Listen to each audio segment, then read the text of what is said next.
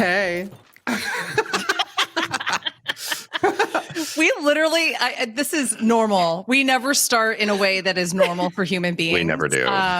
Every week, I don't know what we're going to do or say. That countdown ends and it's a moment. It's going to just, whatever. I just wasn't ready. Oh, I was waiting for you to say a hot mess moment. A hot mess moment. Mm. I hate that. But welcome, everyone.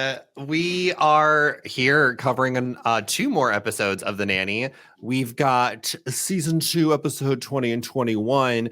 But before we get into that, my name is Dylan Zahner, also known as 8-Bit Dylan Online. Lost is my favorite show, but I've never seen The Nanny before. And I'm Beth Dixon, also known as Augusta Wind 11 Online. And The Nanny's my all-time favorite show, but I've never seen Lost. So we decided to come together, create a podcast where we show each other our favorite shows and then act like hot messes while we discuss them. So clearly that's what we're doing today. But we brought in a special guest for our coverage today. She is, I'm not going to say a hot mess because she's not. She's just not. But she is just such a wonderful podcaster, a great streamer on Twitch, and a good friend. We decided to tap on Kirsten McInnes to come on for one of my favorite episodes of season 2. So Kirsten McInnes, welcome on in, Kirsten. How are you doing today? Hi, thank you so much for having me. I'm doing great. I'm so excited. You texted me I swear to God 3 months ago to be like, do you want to come on at the end of January to discuss these 2 episodes? And I was like, yeah, I don't know what my life's like at the end of January. Of course I'll come on and do your podcast. I'm a planned hot mess. I'm very, it's the Capricorn rising in me to God. See, this is great because Dylan likes to make fun of the fact that I pretend that I hate astrology, but I actually really like it kind of thing. Mm-hmm. So anytime I bring it up, he just kind of goes. It's a thing. But wait, what's your sign, Dylan? Why do you get so upset? I'm such an Aquarius, so okay. Yeah, okay. I have Aquarius rising, so I vibe with that. So okay, I'm the sister sign because I'm a Leo. I forgot what I was rising, but yes, I'm an Aquarius. We're in the Aquarius season. My nipples are tingling as we enter my zodiac. Oh God, that's a moment. Your nipples are just hard all the time. That's like a medical issue. and see, it's just really hard because I am a Sag sun and moon, and then I have a Capricorn stellium and an Aquarius rising. So my nipples have been hard for 3 months now. It's really awkward. Oh God, I just can't wear white shirts ever. Bitch, that's have you guys ever watched Friends and just focused on the fact that their nipples are out all the time. Their nipples are out all that. They're not wearing a single bra. They're never wearing bras. You never see a woman wearing a bra. They've got perfect titties. They don't need a bra. Yeah. It's not like they're fighting gravity, right? But their nips are out in every episode. It is a long thing. It's amazing. I'll watch that show, and every time I finish an episode, I'm like, man, I could see the areolas. This is a moment. Oh my God. Are you a secret perv, Beth? Not secret? So secret. Yeah. Not so secret. What a twist of fate. I'm not saying that asexual people can't be perverts because I think they absolutely can. But what a twist of fate that would be. It's Beth is a pervert and she also doesn't care about it. Listen, you contain multitudes. That's right. It's an onion. I've got layers here. Yeah.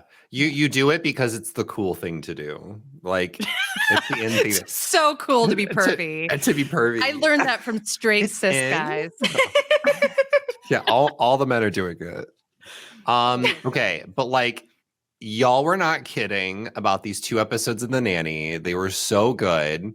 I can't wait till we can we really dive deep into the details, but I have to know because normally I don't cough like that. Okay. Normally, a glass of water. Normally I ask Beth how her week is gone, but I think this time I'm going to ask Kirsten, how has your week been? Oh my God. I'm not going to get too far into it, but basically it's been the absolute worst. I've been sick since New Year's Eve of 2021. So I'm now on my second course of antibiotics in a month, and we're just praying that this is the one. Oh my God. I know, but I Well- don't have COVID, so that's a good thing. That's good. But I And- probably have strep throat. We don't know. Ooh. Strep is the worst. Ooh. I think It's people not good. downplay it because kids get it so often that when you grow up, adults obviously Well, it's get it, because but adults don't get it as much, and so Correct. they're like. But let me tell you, it hits adults it's harder. miserable. Oh Yeah. my God! I'm like, please take my tonsils out. I'll go for surgery. I don't care. Like, Yeah. enough is enough. But Yeah. it's fine. I've just been home, taking it easy, watching Downton Abbey and Pretty Little Liars, living my best life. Yes. So you know what? It could still be worse. It could still be worse. It could be worse. You could have Fran as a nurse. You know what? I Ooh. think that Fran would be an excellent nurse at home. Like, I think she'd The be home good for nurse? being like, oh, you have a sore throat. Do you want a popsicle? Do you need some orange juice? Let me get Niles to get that I was for just you. gonna say she's not getting it herself. She's going, you want a popsicle? Niles. Niles. Yeah. That works for me. You know what? That works As for long me. as somebody's serving you. And I So- feel like I've watched The Nanny so much on days when I was sick as like a kid that I Mhm. feel like she's like been my nurse growing up. I totally get that. It's Yeah. absolutely my comfort show. So when I purposely I continuously watch it, right? I literally watched the finale again yesterday. And I think how many times have I watched the whole series while we've been doing this podcast for the past year? Like It's 3 like or 4 8 times. times. It's I a feel lot. like. So Yeah. but I purposely skipped this season, and I forgot how strong the second half of season 2 really is, because they're finally really getting their comedy chops in here. But this is Ha, man. chops. I have to ask, Kirsten, what is your favorite show? Yeah. Okay, my all-time favorite show is Ugly Betty. Ooh. It Great is pick. so funny. I love it so much. It does have a kind of crappy ending, so that is a point against it. But I think it's still my favorite. It's definitely up there. Veronica Mars is a close second. Another great pick. I have only good taste, just so you know. Yeah. It's the fire sign. Yeah, that's right. No, but like I haven't heard Veronica Mars in so long. I think I know someone that was a writer on that show. Oh, cool. And they Ooh. were preaching about it a lot. I think I've watched like 1 or 2 episodes and it was pretty good. Oh my God, no, you need to watch it. Like, Yeah. especially the first 2 seasons are straight fire. It's so good. I was watching a preview for that new Netflix show that's like the woman across the street from the woman in the or whatever that dumb show is called. Yeah. And Kristen Bell is in that, obviously. And the person I was watching with was like, "Oh, that's Eleanor Shellstrop from The Good Place." And I was like, Take that back. "That's Veronica Mars. How dare you?"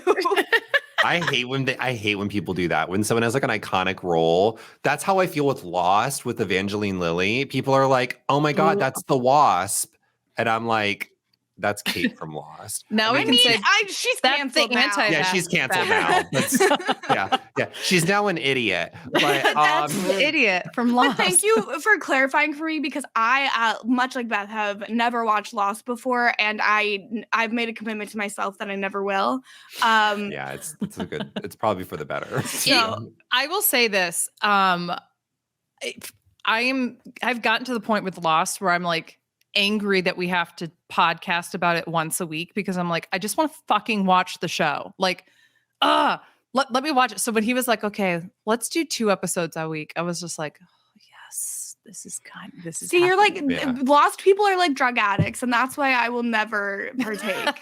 it is pretty bad, and it's one of those things too that I think the audience that binge watches it now get a very different feeling from the show than the people that watched it week to week, Mhm. because you don't have to sit there and wait in agony for like the answers to your questions. So I've heard literally, I'm not even joking. Someone in the comments tell me if this is for you. I have heard from everyone who has binge watched the show in the current day has said they fucking love the show. I've not heard a single person say they hate the show after binge watching it. It's the people that watched it weekly that forgot a lot of the story from like the first 3 seasons that caught up, Yeah. and we're like, It's the torture for me. Well, and y'all were like coming up with theories and ideas, and like I feel like probably fan theories ended up being smarter than what actually happened with that show based on like what I've absorbed from the ether. It seems like they did a bad job at the end, like a Game of Thrones type thing. I personally disagree, but I mean, I can't wait to see what Beth thinks once we get there, like on the ending. I I'm probably excited. agree with Beth on it, honestly. Yeah. That's the thing. But basically what I do, just to break this down, is I talk a little bit about what happened in the episodes for Lost. And then I talk a lot of theory about what my theories are, and they're 100% correct. So I have not said anything incorrect on She's those basically shows. a writer on the show. Oh my God. Don't put that. That's an insult. And then the third thing, what I do is I make fun of the fucking writing because most of the time it's misogynistic, and so I'll sexist. go Yeah, right well, after it's it. TV, you know? It's true. Yeah. It's true. TV. It's just so like I'll get right into it. But Well, speaking of TV, let's talk about these 2 episodes of The Nanny because we have a lot to discuss. So it is time for us to cover season 2 of The Nanny, episodes 20 and 21. I forgot the names. It's something about Something lamb and Close Shave. I know it's Close Shave is the second one. Gosh darn it. We're great at this. The lamb chop 20 story. and 21. Is that what it's really called? I don't know. No, look at her face. It's not what it's called. Kirsten said, "Come on, context clues." I love that. It's called Lamb Chops on the Menu. That's right. Lamb chops on the menu and Close Shave.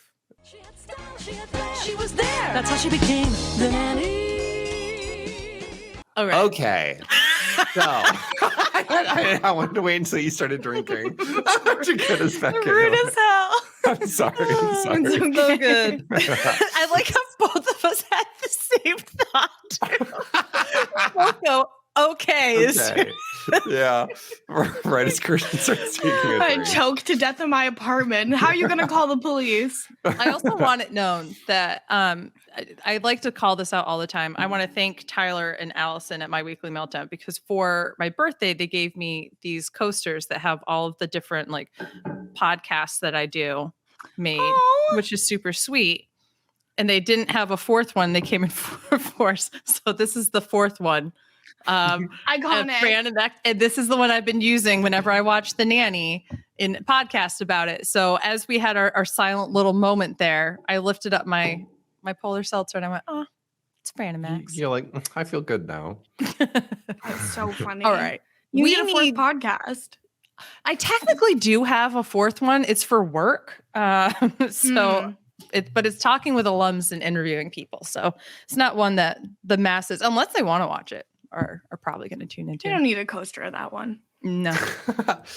It's shit. It's shit. So you're good. It's not shit. 1 star. 1 star. I am the 1-1-star review. Could you imagine? I would love for people. God, that would be such a moment if all of a sudden we got an influx of 1-star reviews, and like I get called into my vice president's like, what is going on here? I'm like, They're all saying pussy. friends. What does that mean? This one just said, I'm gagging for you. It's so weird. And it gave us a 1 star. I thought gagging was good. It's like, what's going on? It was like back to like the 90s definition of gagging. Yeah. Literally. That kind of thing, Yeah. Okay, so let's break down the lamb chop episode. Kirsten, can you actually tell us a little bit, like, when did you start watching The Nanny? What has your journey with The Nanny been? And then do you remember this episode? Like, Okay. when you watched it? First of all, I couldn't begin to tell you when I started watching The Nanny. It was just on in my home. It was a show we would watch over and over again. Once we finally had a DVD player, we definitely had at least a couple seasons on DVD that we would watch. It was always like on reruns. I can't talk. Yeah. And it was just always on. And then for a while, it was really hard to find places to watch it in Canada.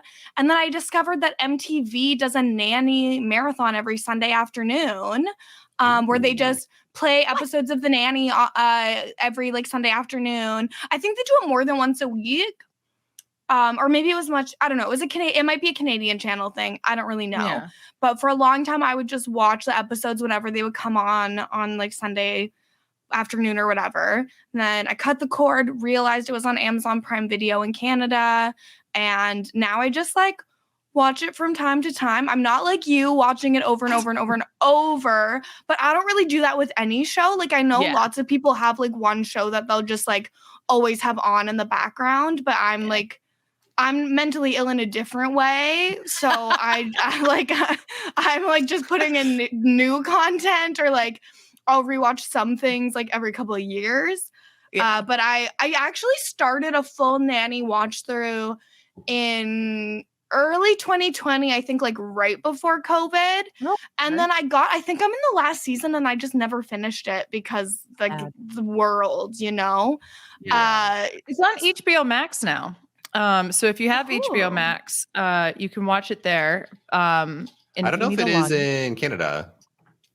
I thought HBO Max had the same stuff in Canada and maybe. US. Maybe not. Maybe wrong.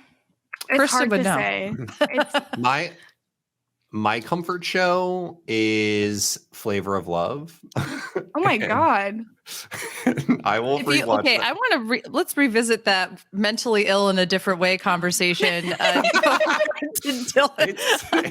It explains a lot about me though. Like something about seeing Hottie try to cook a chicken in the microwave. Not the chicken in the microwave. The chicken button. It just gets me every time. You know what? Here's the other thing. We were talking about this earlier, and the more I think about this, Dylan, I think this is the direction we need to go when our podcast is done.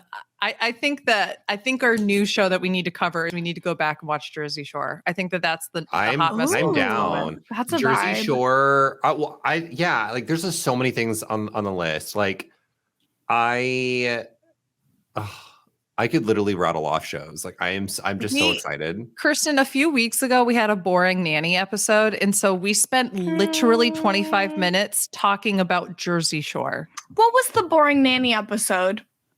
Oh, I can't remember. That's how boring it was. It was, I want to say it was like 3 or 4 episodes ago. Okay. Yeah. It wasn't too long ago. But we literally spent 25 minutes talking about it. Was boring in the laugh department. Like the actual episode itself wasn't like too bad, but like it barely made us laugh. That's sad. Oh, you also asked me if I remembered this episode about lamb chop. Sorry. Yeah. And yes, I did, because I was a massive like lamb chop kid. My backpack in kindergarten had lamb chop on it. And then my mom got me and my sisters. We all had the actual real puppet of Lamb Chop, Hush Puppy, and Charlie Horse. So I had like the real lamb chop puppet when I was growing up, which like we never played with them as puppets because obviously puppets are creepy and weird, but I had them. And they might be in a box at my dad's house, or maybe he threw them away. It's hard to say with stuff at my dad's house. I remember watching Lamb Chop. I remember loving it. My mom, that was like the comfort show when I was younger, like really young, that my mom would like rock me while I was watching it. Like that's what I remember about it. That was like me and my mom with Murder, She Wrote.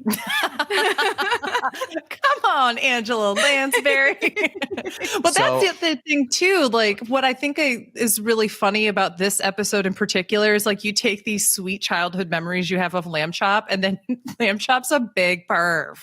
That's what I love. Oh, it's so good. And also they really lean into, okay, Lamb Chop actually is like sentient and has a personality of her own, which is, you know what? It's a bold take, and I liked it. I laughed a lot. Yeah. I love it. I think, because I mean, obviously that's not the Lamb Chop I remember. What? This Lamb Chop wasn't on PBS? I love this version of Lamb Chop, and I would honestly probably watch a full show of just Lamb Chop being dirty as fuck and like being a sentient puppet in a world full of humans, and that is the only puppet in the entire world that talks like this. And I would watch that show. I am waiting for a drag queen to do That'd be a lamb chop great. number. Oh That'd be my great. god. Did you see? I saw it on TikTok a few weeks ago. It was the queen who did the like Lynette the clown and had like the clock and everything. Oh yes, I saw I that. haven't seen that. I know. It's I was. good. It's It was very pretty good. It was pretty good. I was a little disappointed because at no point did they lift their foot straight up to hit the. Oh, I know what you're talking about. know? Okay, yeah. I know Yes. exactly what you're talking about. But I feel like it's in the same family as that. Yeah, definitely. Oh man. I want to get into the rating. So I think like I'm gonna rate both episodes just so we can get into the combo. Okay. First episode, I would probably give a 7 out of 10. Okay. I feel like Lamb Chop does the heavy lifting for the episode, and Cece. You okay, Kirsten? There's like a crazy wind hitting my windows right now. I just saw a piece of hair. I just saw like a cat hair. When you said there's a Cat hair. crazy wind, a piece of cat hair went right in front of your camera. It was really from perfect timing. where I don't know, but there's like Wait, gusts. Now your cat behind you has like laser eyes. Or Yeah. they had laser eyes for a second. It was really funny. They put their head down. Yeah. Oh, It's a I ghost. disrupted him. He's asleep Ghost now. Oh, Sorry, that was No, you're fine. it was like the window was like shaking and my desk is up like against the window and I was like, am I gonna die like during a podcast? I don't be not. oh That my would be a God. hot mess moment. Yeah. That really Yeah. would be a hot mess moment. Sorry. But back you're to your ratings. Yes. So the Lamb Chop episode probably a 7. I think Lamb Chop does the heavy lifting in this episode. Same with Yeah. Cece. Cece fucking killed it both episodes. Like, Yeah. I think these are 2 of Cece's best episodes, at least in season 2.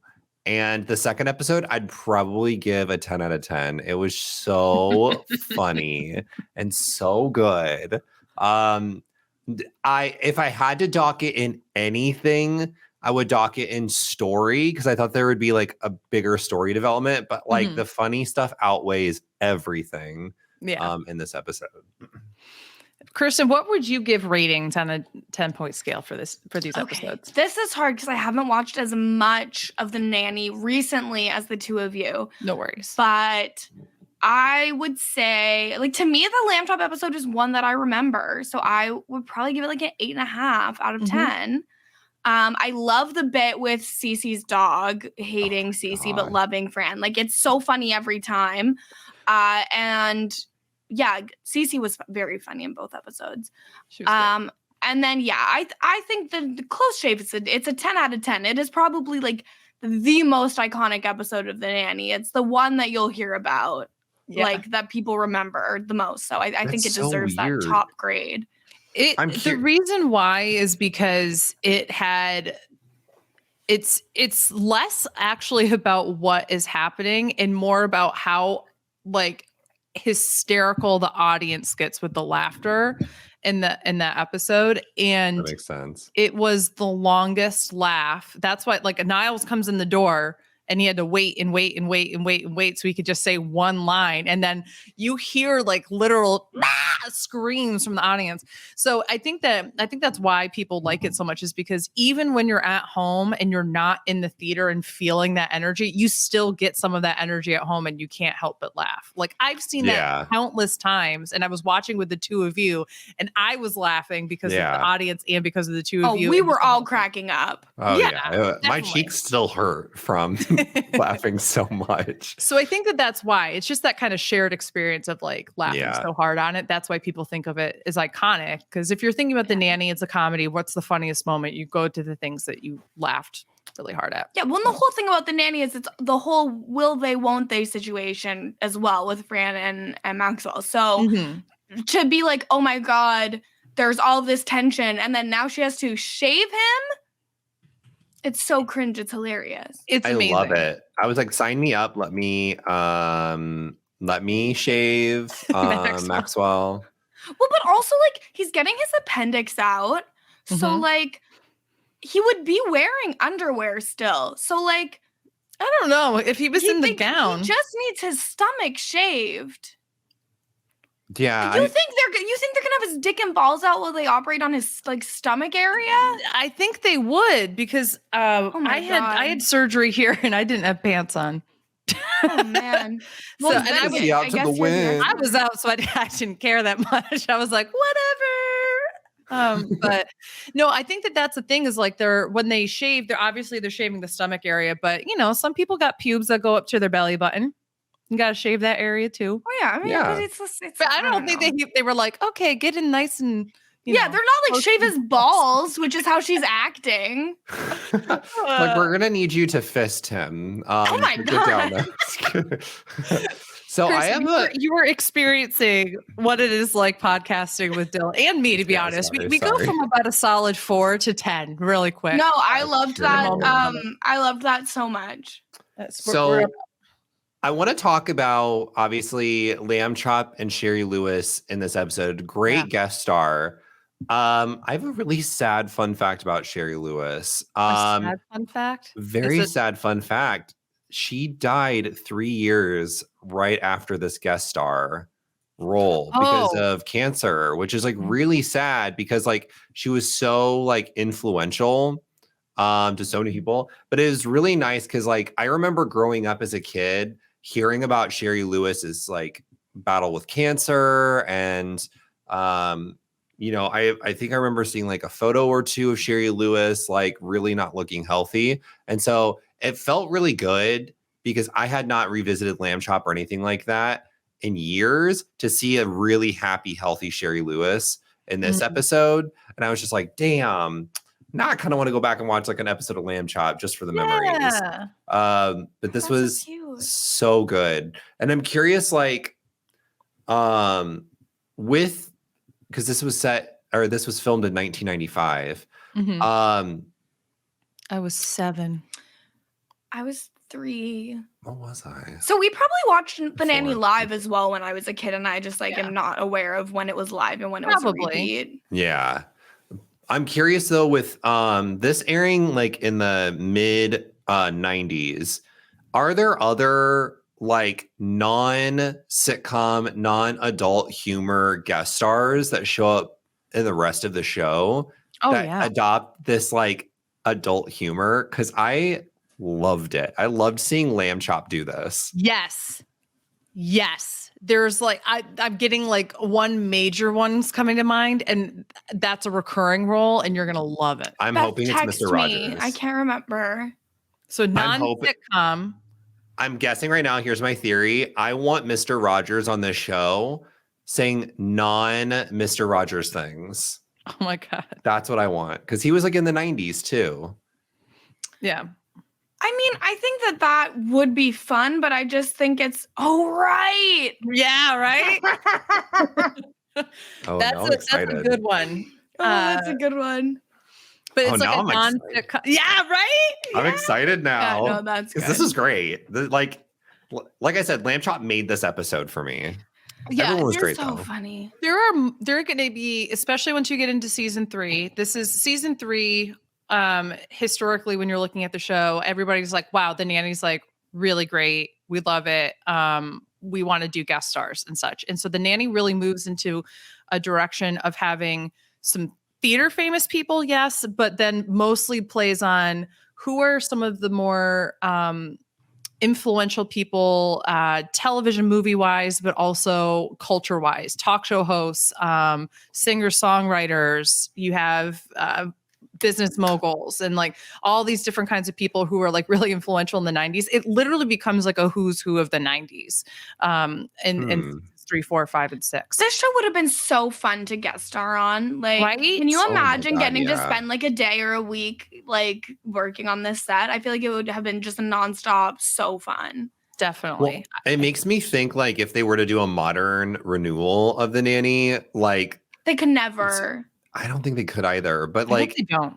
a show like The Nanny nowadays, I think would be really successful because of the fact, like if it hits that stride, you have so many celebrities who could guest star in these episodes that'd be able to tweet out that they're on a set episode, help promote the show. Like it's crazy that the show was able to do that with before the era of social media and like really take over the way it did. Go ahead, Kirsten. I just like don't know what the Nanny looks like without like the body shaming, like Right. sex shame. Like there are a lot Yeah. of like really off-color jokes in the show that like obviously were fine to put on TV in the 90s, but like you watch them now and you're like, oh, I don't like that they said that. And so like Yeah. I feel like they're like intrinsically tied to the show as well. Like with especially like the rude like relationship between Cece and Niles. Like Yeah. I don't know how you do that without watering it down so much that it's just like I agree. boring. I think that there's a lot of things that you can't do in the or that you can't do now that you did in the 90s that like we can look back with the lens and watch it and still criticize it. Like we criticize the show weekly about body weight, image, and such, the way yeah. that they are constantly making, body shaming and making fat jokes A and lot of sexist eating humor. jokes.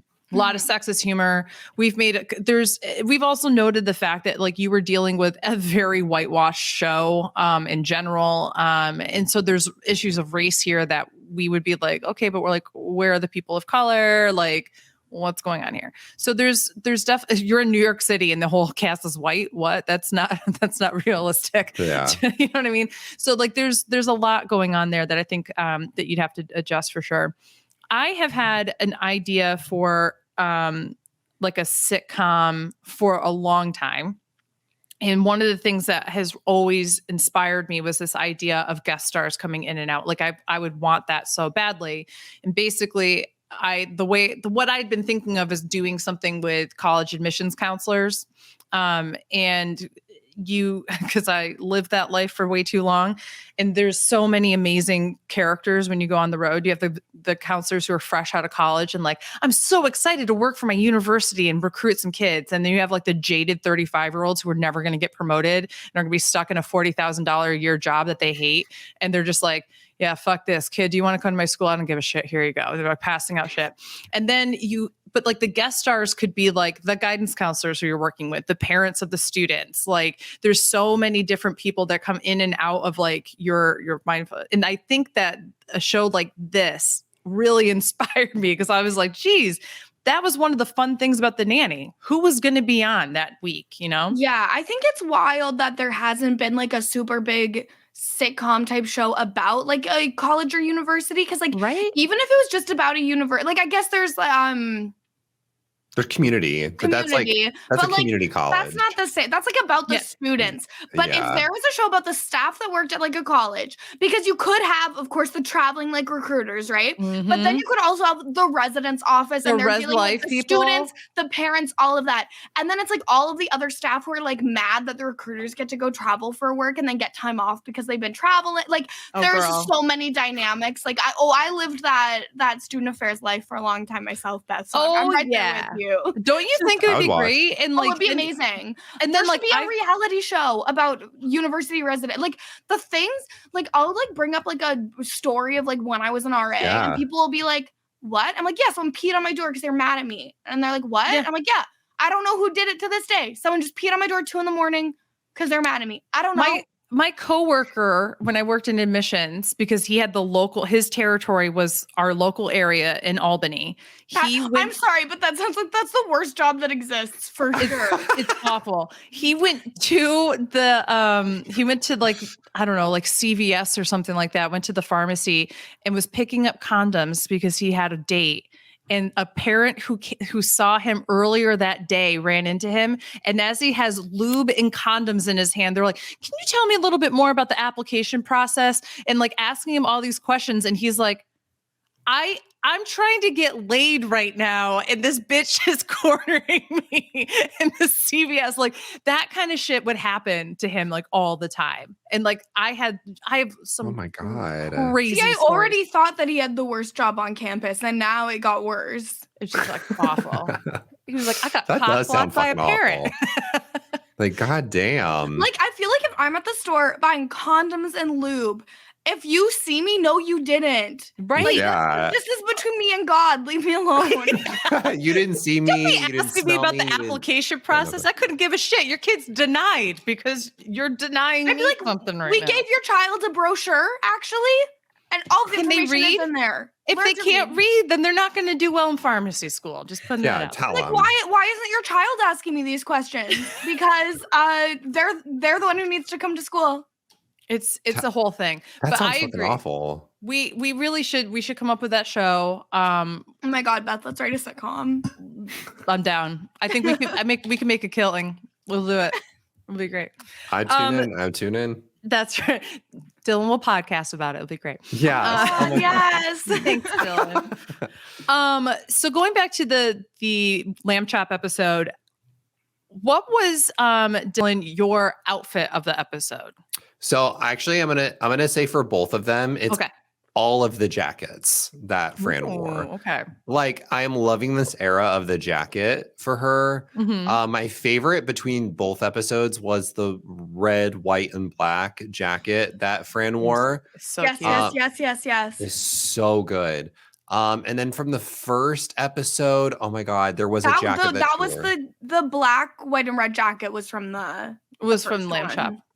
Oh, it was? Okay, Yeah. okay. The second one was She's second one wearing she it had when the she goes pink. jump on yes. him. Yeah, the That's second right. one has the pink like blazer that one. type jacket. Yeah. I love that one. And honestly, both jackets, they'd work today. Oh, I'd for wear them. sure. Absolutely. That's what I like about Fran's style is that for the most part, there are definitely some ones where I go, that's a choice. Like fruit that's jacket. Tatiana going, choices. No, I'd wear it anyways. I'd wear But them all. you know what? Side note here, I'm going to give you guys another reason why I love Kirsten McInnes. Okay. I did a like little draft for Drag Race and none of us had known anything about the queens ahead of time, except for like maybe watching like their like little intro video or I saw something. none of it. And then she didn't see any of it. And she chose somebody. She went, I would wear this dress. So I'm choosing. Here's my toxic trait. I don't watch Drag Race until the season's over, and then I binge all of it. So I have no idea if I made a good choice. I'm pretty sure it was Bosco that you chose. That you were like, I would wear this dress, so therefore I'm choosing Bosco. Like literally typed that out, and I was like, you know what? That's a queen right there. I love it. The thing is like you can't tell right now because obviously I'm wearing a hoodie and sweatpants. It's Sunday night. I'll wear anything. Yeah. I don't care. Like I do not choose one aesthetic. I will wear any. Why choose vibe. one when you can wear everything? I don't care. Exactly. Like I will just wear anything, and I would wear everything Fran wears. It's fine. It's so good. I love that. That's awesome. I do want to give some time for the next episode. So, my MVP and LVP for the first episode. My MVP would probably be Lamb Chop because Lamb Chop was just so funny this episode. Yeah. LVP is probably gonna go to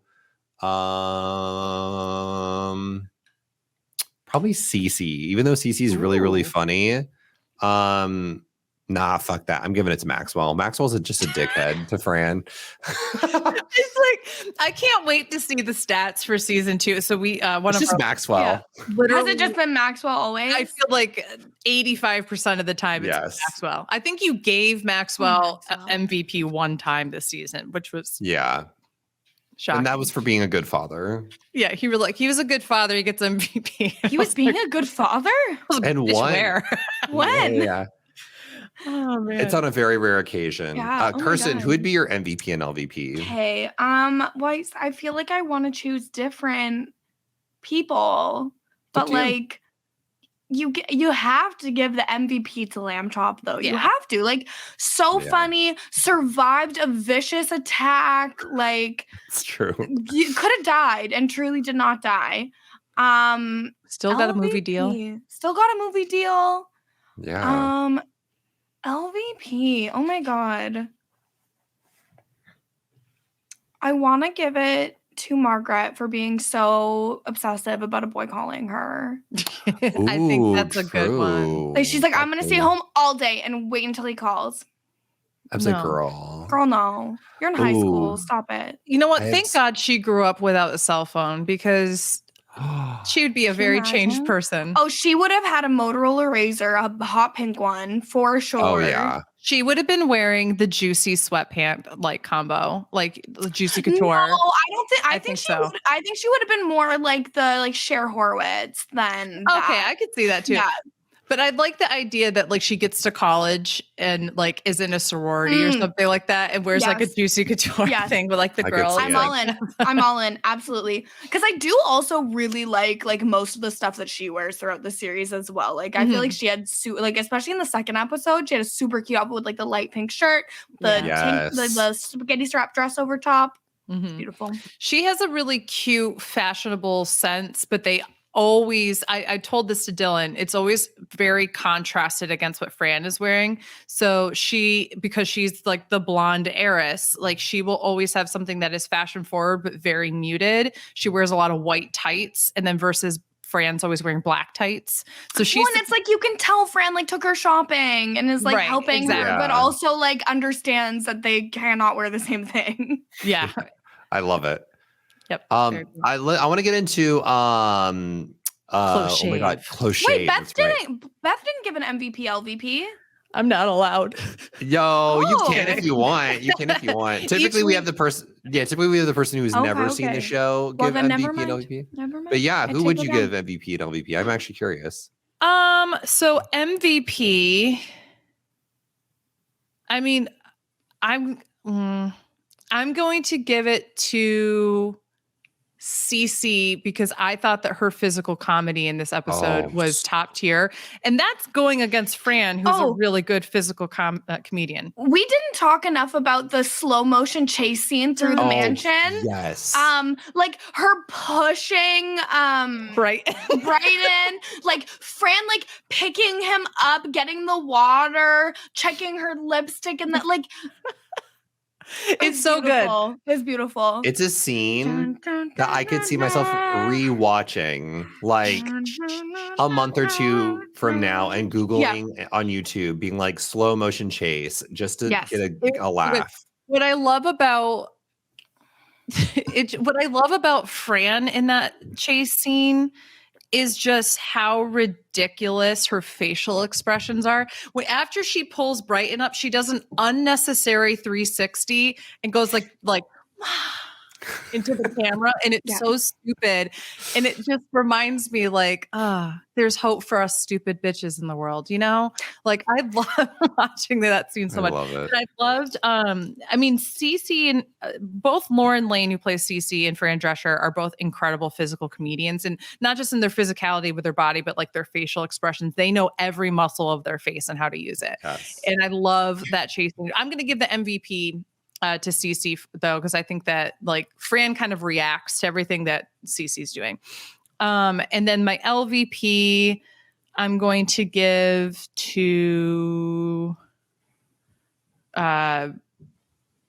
Gracie. She's kind of a non-entity. Poor Gracie. Sorry, girl. You'd think Gracie's with the a wet lamb chop fart. episode, she would like sparkle. God,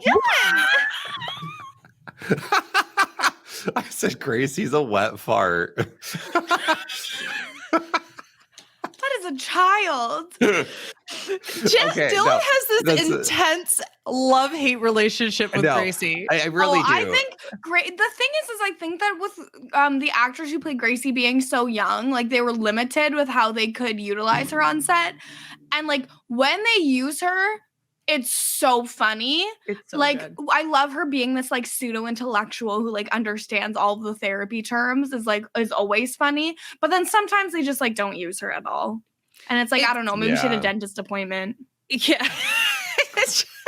It's literally they use her as a prop, and they get almost self-referential with it in the later seasons where like there'll be times where they'll say something like, oh, why don't you just do what I do and pretend to lose Gracie at the thing? And she'll be like, I'll go grab my coat. Like, and that's just like a joke that they'll do, but it makes like no sense like otherwise because it's self-referencing. Like we know that we're doing nothing for Gracie sometimes, you know?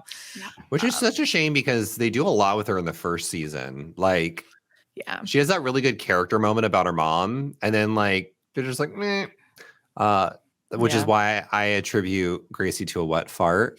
Because because it's like you don't ever want it to happen, but when it happens, you're like, oh.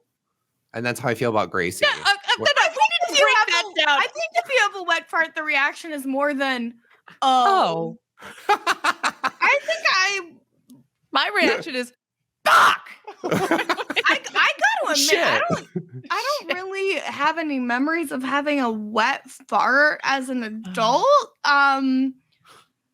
But like you guys have my thoughts and prayers. Like I don't really know. I think I'd cry. I don't really know how I'd react to that. I just love that we brought Kristen McInnes here and we're talking about wet farts. Excuse me, it's Kirsten, not Kristen. Oh, I thought he said Kirsten. So I said Kirsten. Oh, okay, I heard where Kristen. I'm at. I'm just sorry. I was just beyond the control. Thank you for being defensive. I appreciate that. You're like my mama bear.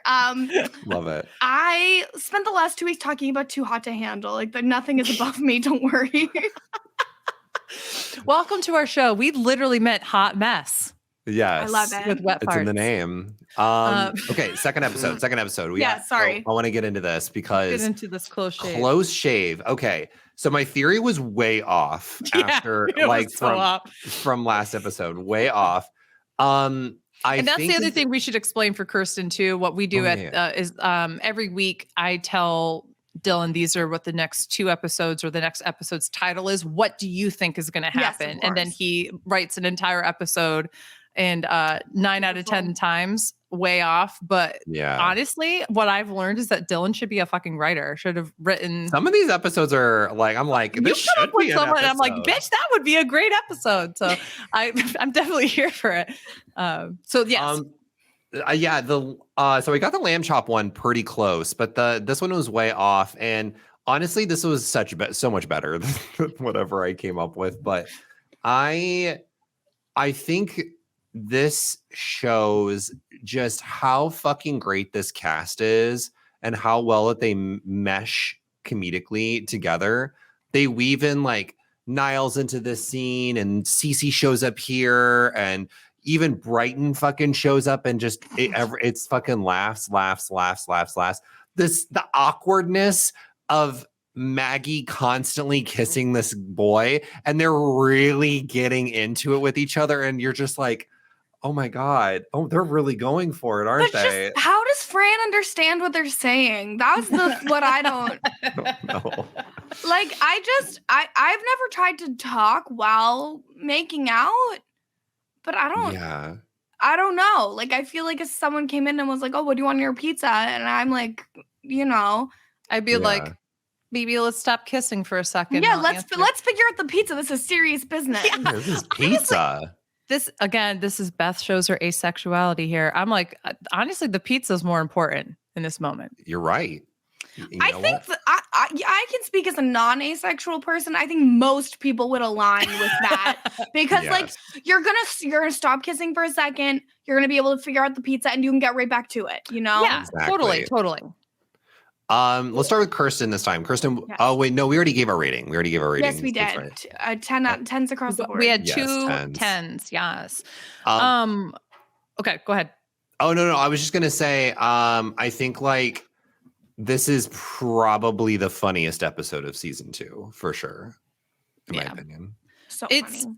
The one issue I have with it, it feels somewhat like a slow burn to get to the climax, but the climax is a climax. Yeah, but even still, like the first moment of the show, you find out that Maxwell is giving Maggie $50 a day in 1995. What is she doing with that money? Like, does she have a drug habit? What is she doing? I know. Can we talk about that? For someone who is such an overprotective father who like wants to know where she is at all times, the fact he's just giving her money like that and not asking what it's for.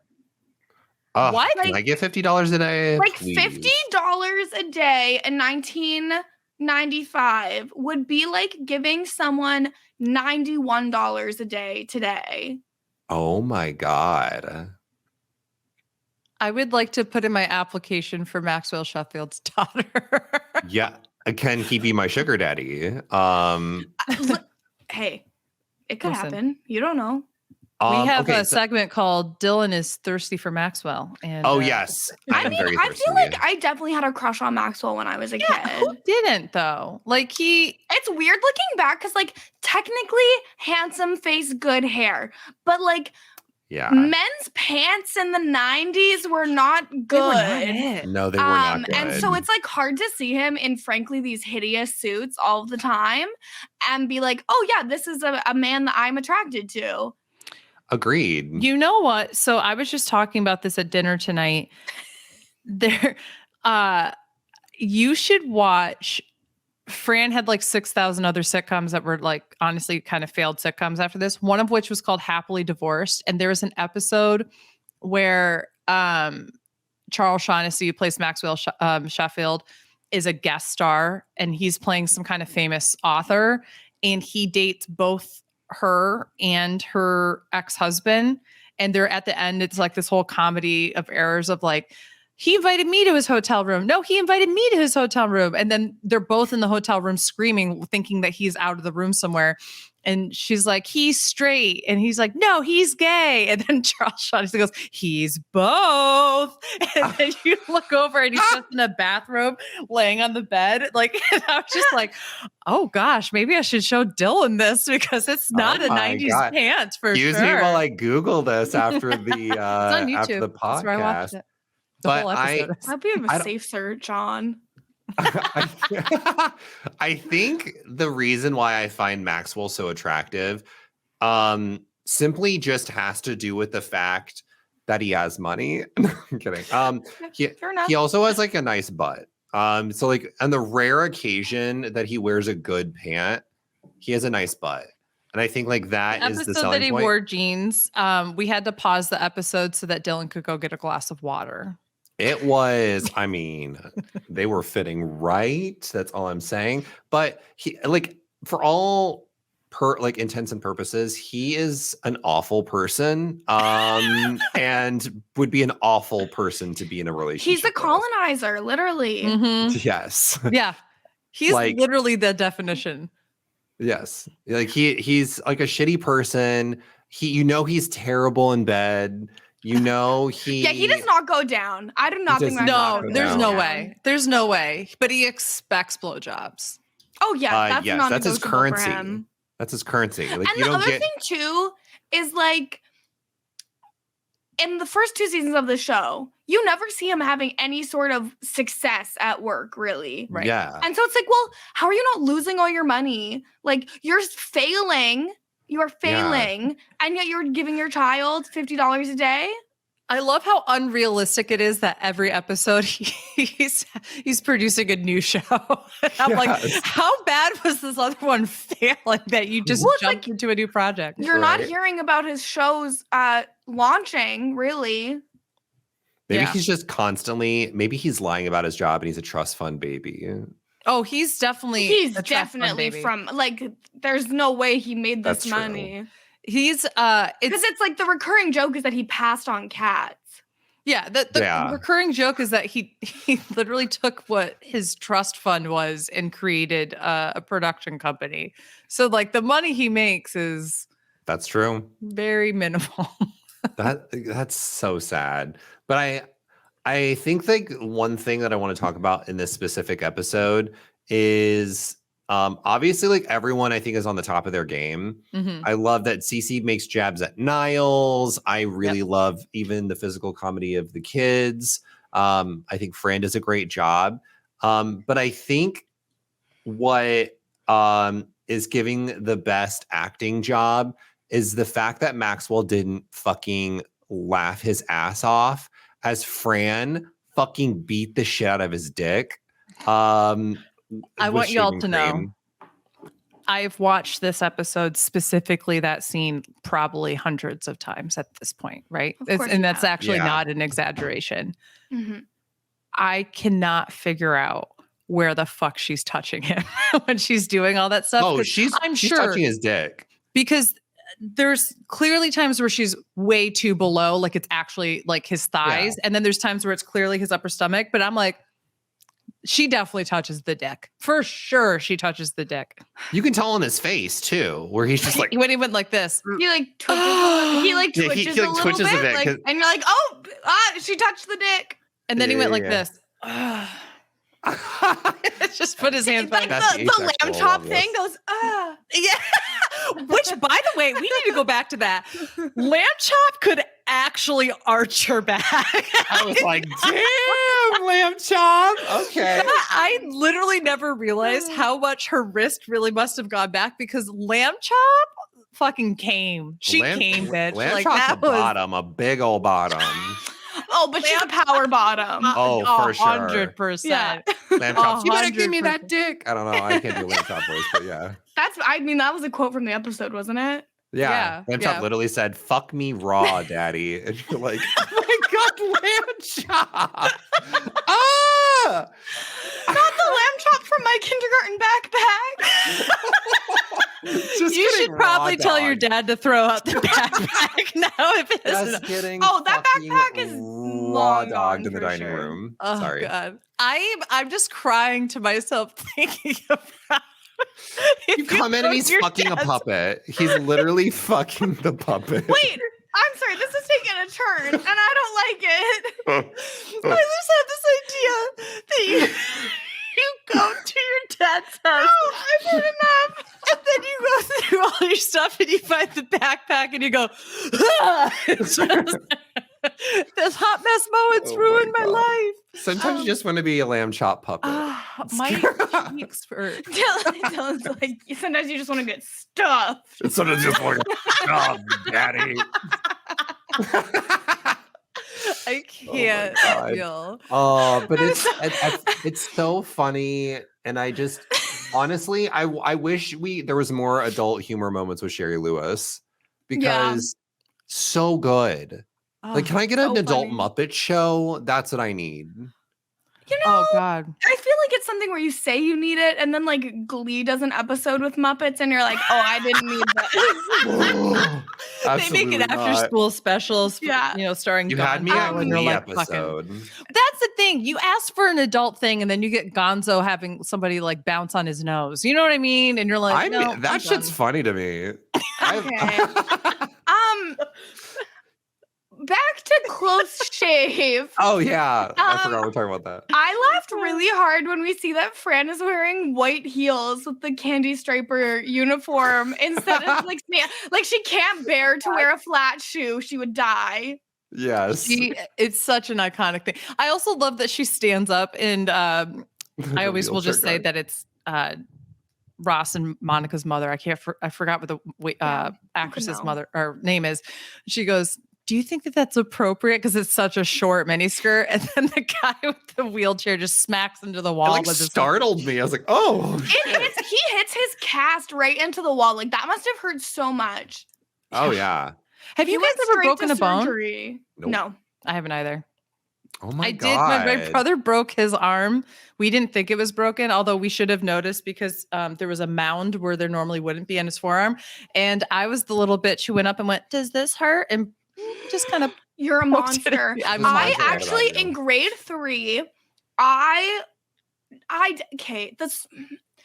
kind of broke my grade 3/4 boyfriend's arm. So what happened, and it was obviously not like a violence thing. So we were riding our bikes up the road, and in my front yard at the time, we had this big picnic table, and normally I would drive past the picnic table into the backyard, get off my bike, put it in the shed, whatever. Mhm. But my parents were there, like in the front yard for some reason. So I just stopped my bike really fast, and he was going way faster than me. So he didn't have time to stop his bike. So when he stopped his bike, he he was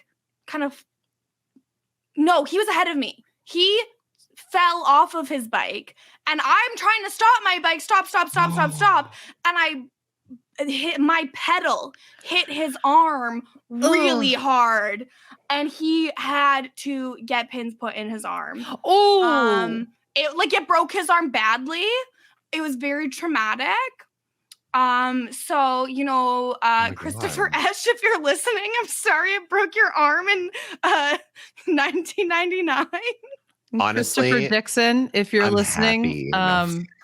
text me back. Oh my God. Oh my God. Whoa.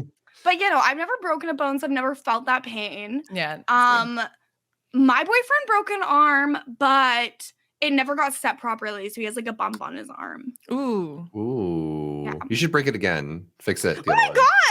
Just reset it. It's like, you know what? Is that how that works? Break another boy's arm, okay? Like, that's normal. It's like Wait, a is that how voodoo that thing. works? They're all though? connected. No, that's not how that works. I think we're learning I how think much the of a thing monster is- Dylan is in this podcast. I think true. the thing is like by the time it had been looked at, like it would have needed to be rebroken in order to set it properly. Gotcha. And he was like, I don't Oh. like, I don't want to feel my arm broken again. Yeah, that would Ugh. that sounds awful. Okay. I want to talk about in this episode before we get into like MVP and LVP. I talked about it earlier, but I really want to belabor the point how amazing Cece is in these 2 episodes. Yeah. And like I fucking love it. And you can tell the actress is just having the time of their life on screen and as having so much fun being in the scenes, constantly churning out one-liners, is finally starting to get a backbone and start telling off Niles, which is amazing. And I can't wait to see the future of what they do with Cece in season 3, because I feel like it's going to be pretty epic. What they do. I also love the implication that Maxwell got appendicitis from Cece's cooking. Like, it's not like boldly stated or anything like that. Like, it easily could be unrelated, but it's like enough there that it's like, oh, she cooked something so bad that his appendicitis. Like, It's so good. It's so good. I also want to talk about my theory that had me worried, because this episode was so hyped up by like everyone that I had talked to about the nanny that I thought like something big was happening. And early on in the episode, when Niles says you stayed around for 2 courses, made me think, oh my God, are Niles and Cece finally going to become a thing? And Niles and Cece? Or not Niles, sorry, Maxwell and Cece. I was like, where did that come from? I was like, excuse me. And I was so worried because I was like, please don't let it go down this route. I do not want this storyline. I don't even want to think about Maxwell finally catching on that Cece likes him. Well, he does know, but like finally biting and just going for it. Glad it didn't go down that route. Yeah, no. Thought it was, though, for a little bit in this episode. And I was like, oh, I'm going to fucking hate this episode. And Beth's going to fucking hate that I hate this episode. So I'm glad it didn't. Well, I mean, it was such a weird thing. It's like, why would he be jealous of Cece's cooking? Like that kind of stuff is like... Yeah, but it's like it made for funny jokes of like, well, he's always back for breakfast. But I really like, to me, the implication of like, oh, you missed dinner, you have sauce on your job, was like, oh, so like that food was so bad he stopped for pizza on the way home, like for sure. Yeah. Oh, for sure. I caught that afterward. I was just like, oh, thank God. Like, this isn't like what's going on. But in the moment, I had to like hold my breath a little bit. I was like, oh, I have to emotionally prepare myself for Maxwell getting with Cece. I did see you like hover the cursor over the pause button for a split second after that. And I was like, oh, does he have to? Now this explains. You were probably like, I need a moment. I can't. I was like, hold up, wait a minute. This. There's so much. So MVP and LVP. Yes. MVP for this episode absolutely has to go to Fran. For me, I just think that shaving scene alone is just, in my opinion, like the physical comedy is just so good that I have to give it to Fran. The spraying it under like just the wild motion. This is when you think of I Love Lucy, you think of the physical comedy scene with her and the chocolates, right? And she's like putting the chocolates in her mouth and it's getting faster and faster. When you think of the physical comedy when it comes to the nanny, this is the scene that you think about with Fran, because it's her facial expressions and it's this. Like and this. She changed into the scrubs to try and sneak out of the room. Like if she had just stayed behind the curtain, none of this would have happened. Like she could have just not, but she's so afraid of getting caught covering as the candy striper. It's just so good. She could have just kept the candy striper uniform on and walked out. Yeah. Because like the doctor's not going to make a candy striper do any shaving. Yeah, and Maxwell's on drugs. He's not going to remember. You could just walk right out. That's it's my just so favorite thing, good. though, because there are a few times I've watched this where you can see Charles Shaughnessy like kind of smile a little bit when Yeah. that's happening. But I think that he plays it off like under drugs or Yeah, whatever. yeah. But I think that he Yeah. literally was like, I gotta keep it together. It's so good. How many takes do you think that scene took? Because I feel like they probably broke like 1,000 times. I know for a fact that it was a one take scene. No. Wow. Because the audience went for it so well the first time. They were like, we got to keep this. There's no way that we can go for a second time. At least the shaving part. I don't know if they had to reshoot any of the parts leading up to that or after or whatever. But they have gone on record and said, we shot that in one take because we just got such a huge reaction. We couldn't replicate That's that. awesome. That's amazing. that. Oh my God. Also, I never would have thought. Cece kissing Maxwell. I was like, oh my God. She goes, yes, kisses. And see, that is why for me, Cece has to be the LVP of the episode. I was going to because I would agree. she That's not kissed a man who consent. could not consent. I agree completely. I was going to give it to Cece as well. I think like despite how hilarious Cece is, that non-consensual kiss was the deal breaker for me. Yeah. And who was your MVP? MVP definitely Fran for me. Fran. My MVP. I kind of want it to be like the actress who plays like Monica and Ross's mom, because when she goes, ha, 30, I die. It's so good. like Fran goes, I need a doctor.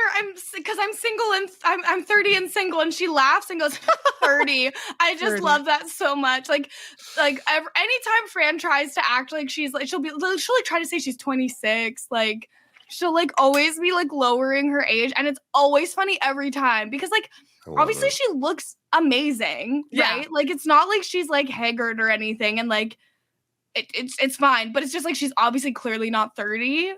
Yeah. It's also interesting too, and I'm interested in your perspective on this, Kirsten. I think our generation doesn't give as much of a shit as like, you know, older Gen X and baby boomers did. Like I maybe know a couple people who like lie about their age occasionally, but like I have no qualms, and most of the people I know, especially women and like femme presenting people, saying what our age is now. And I feel like we're like maybe the first generation in a while. Yeah, like that. I do think that there's something to be said there where there's like a lot more access to like skincare and like filler and whatever as well. That's true. But if you're gonna lie about your age, lie up. Like if I go to you and I'm like, yeah, I'm 35, you're gonna be like, girl, you look great. So good for 35. Yeah. But if I came up to you and was like, yeah, I'm 20, you'd be like, what happened to you? Like, Chilly girl. But you know, girl, bring it back. Are you good? To bring it back to like admission shit, that's one of the things that happened to me all the time. I'd be wearing a fucking suit and go into a high school and they'd be like, where's your hall pass? And I'm like, I'm an admissions counselor with a college degree. What are you on? I also have a visitor tag that has like a mugshot on it of my face that was just printed at the door, and it's very misogynistic. Let me get out of here. That's I love that. It was super hateful. I think like these are great MVP LVPs. I think this episode is fire. I think this is like one of the few episodes I'll like definitely remember. And I think I get why they reference this a lot. Like you say that they make reference to this a ton of times in the future. So I'm excited for we're getting closer to the finale of season 2, and I can't wait to see how this all ends. We only have 5 episodes, but one of them is that stupid spin-off one. I can't wait to the spin-off. Wait, spin-off one? It's the Chatterbox episode where they were trying to do a spin-off and that kind of thing. But so the next 2 episodes that we're going to watch next week, episodes 22 and 23. 22 is What the Butler Sang. What do you think that's about, Dylan? What the Butler Sang. Okay. Oh, I gotta think this through. So what I think is gonna happen is hear me out. Here's my idea. So Cece and Maxwell are having a really tough time coming up with their next production, their next play. It's either Cece or Maxwell walk past the shower, and Niles is in the shower in the bathroom, and they hear Niles singing in the shower, and it inspires Maxwell or Cece, probably Maxwell, to start writing a new play. But in order to get inspired, he needs to continue to spy on Niles to see what Niles is doing outside of work hours, because that's his muse now. And so there's like really funny physical comedy from Maxwell in this episode of him trying to spy on Niles in his day-to-day life of like singing while he's working on things. And he's like, okay, this is good. This is good. And there's a B plot of I know this is wrong. There's a B plot of Fran and the kids, of them maybe wanting to go to like an Andrew Lloyd Webber play or something like that, and they like going to a different play. I don't know. That's just my thoughts. When I like that you went as far as to try to come up with what the B plot would be for this episode. That was like an overachieving moment, and I give you a star for that. It's Aquarius season. You know what? Absolutely. My nipples are tingling. Oh no. I was very off though. You have portions that are kind of there. Okay. That are kind of there. I will say we meet a family member of somebody in the cast. Ooh. I have no recollection of this episode. No worries. And then the second one is a kiss is just a kiss. Okay. Hear me out. I'm going to go down this rabbit hole again for like the fourth prediction. So kiss is just a kiss. The episode starts with maybe some sort of interaction that causes obviously Maxwell and Fran to kiss. Like I don't know whether it's they're both drunk, they bump into each other and they kiss. Something happens and they kiss. And so this has been happening quite often in the show where Maxwell and Fran start kissing. So Fran starts freaking out about it because she's like, oh my God, is he now trying to kiss me? And she's like reading way too much into it. Meanwhile, Niles is not worried about it meaning too much. He's thinking whether she is over exaggerating it, and like she is like, oh my God, or no, I'm sorry, reverse that. Maxwell is the one that clearly has feelings for Fran, and so he's the one freaking out, like, oh my God, does she like me? What's going on here? I don't know what's going on. Meanwhile, Fran's like, oh my God, he's my boss. I don't want to do anything about it. The entire episode is them like freaking out about everything, and by the end of the episode, nothing happens. There's no relationship. There's nothing. They come to the conclusion that it didn't mean much, but then there's like that hint at the end of the episode where like they're not telling the truth to each other. It was a really wonderful episode. That nowhere near what it's about. So creative. I know, right? I went in and looked up the little plot synopsis because it was killing me not remembering. And I feel like you'll have a good episode on your hands. Yeah. I think both of them are decent. And I think that what we're going to see a few times from here until the end of the season is we do ramp up a little bit of those like flirtatious feelings between Fran and Maxwell that we haven't seen. So aspects of what you were saying will probably be there. I'm excited then. I like when they introduce those. Yes. So, Kirsten, thank you again so much for coming on and joining us this week. Yeah. Where can people find you and what are you up to? Yes, thank you so much for having me. This was so much fun. It was lovely to actually like meet Dylan face to face for the first time. Yes. What? I didn't know that you guys had met yet. We've never met face to face. Yeah. We've definitely interacted. Yeah. But yeah, so you can find me on every platform online at Kirsten Said What, including twitch.tv/Kirsten Said What, where I'm streaming a lot of Fall Guys, Goose Goose Duck on the weekends. Just kind of keeping it chill over there.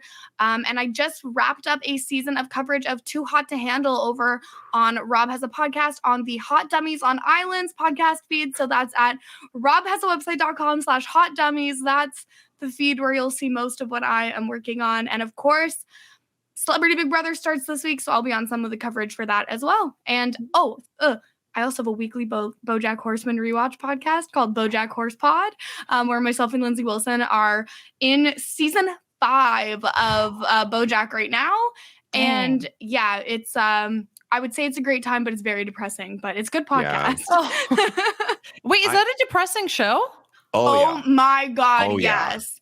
I didn't know. I thought it was a comedy. Oh my God. Well, it is. But it's a show that starts out and you're like, oh, it's so funny. There's like half animal, half people. Ha ha ha ha. And then you're like facing like the depths of your depression and anxiety and like looking at addiction in a real way. And you're like, what? How did we get here? I wanted to laugh at the horseman. So fun. I have a fun fact. One of I don't my know. good Last time you said friends- fun fact, you talked about Sherry Lewis dying. No. Here's an I said sad fact. But no, you said sad Fun fact. fact, and then yeah, you it's a fun doubled fact. down on fun fact, and I was like, I don't want to know what Dylan thinks is fun. Okay. No, but listen, this is an actual fun fact.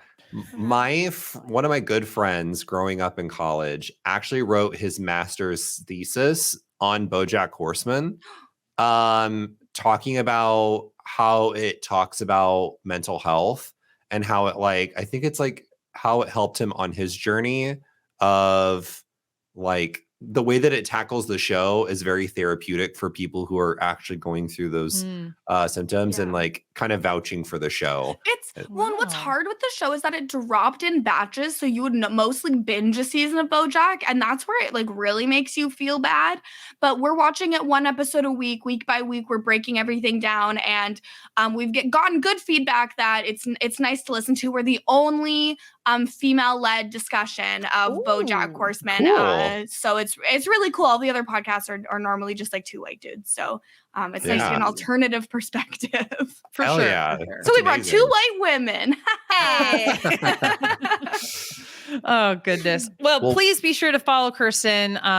She's a hoot and just absolutely amazing. You're gonna have a good time. Aw, thanks, Hell Matt. yeah. And also on Sundays, you can catch us normally playing Goose Goose Duck against each other. Hell yeah. Occasionally having times where we get to play Lover Ducks or Geese or something. Yes, sometimes. It's Sometime. rare. I still haven't played that game. I need to check it out. It's I so think fun. You should You would play. have such a good time with it. I've heard. I like did you Among ever Us. I like play- Mafia. It's so much more fun than Among Us, I think. It's I've heard. just silly, and Just I because love. there's more to it. Yeah, they definitely took everything that people were asking for Among Us, and then just put it in Goose Goose Duck, and it's so good. Yeah. There's a really good clip of when Dylan had organized some proximity chat Among Us, where I caught him killing another streamer. I walked in, and I just hear him go, "I'm sorry," like that. And I just see a body drop and I start yelling. And then he and I were just yelling at each other and people didn't know who to vote for. So we both lived in that whole round. my and I still God. don't know how that happened. Beautiful. We It's were not beautiful. playing with RHAP level minds. Oh, Yeah. the thought process level in our games of Goose Goose Duck has declined so much. We're all just having fun now. Which is That's good, good though. because Yeah. I so was much never better. on y'all's level. I was just Oh, sat back and I was like, I'm just going to have to try to kill here. You gotta stop with this fake narrative that you're stupid, because we all know it's bullshit. Yeah, girl. I'm a Leo. It's how I get attention. Well, I need you to be nicer to my friend Beth, and if you don't, I'm gonna lay you out. That's true. One of my favorite lines from Company, the musical, is when they said, if you did to other people what you did to yourself, you'd go to jail, right? I'm like, so true. It's so true. But anyway, thank you again, Kirsten, for being on. Make sure that you follow Hot Mess Moments on Twitter, and that's where you're going to get all of our different updates about when our different shows are coming out. Of course, on Thursday we'll be back with 1 or 2 episodes this week, Dylan. 2 episodes of Lost. That's this right. week. SOS and One for the Road. Oh my God. Yes, you remembered the names. I love I remember that. She tells us Rosenberg- she's dumb. Bitch. Yeah, that's right. Yeah. I remember. Well, listen, I have elephants all over the place. I have a good memory. They give me that juju. It's a Rose and Bernard episode and then an Ana Lucia episode. So Yeah. I'm excited to see what's going on. So feel free to check us out on Thursday when we drop that episode. And until then, follow us at AugustaWind11 and At 8-Bit Dylan. And if you have any spoilers for Lost, keep them away from me. Any spoilers for The Nanny, you bring them my way. Yeah, and vice versa. Thank you all so much for tuning in. We'll see you on Thursday. And until then, bye. Deuces.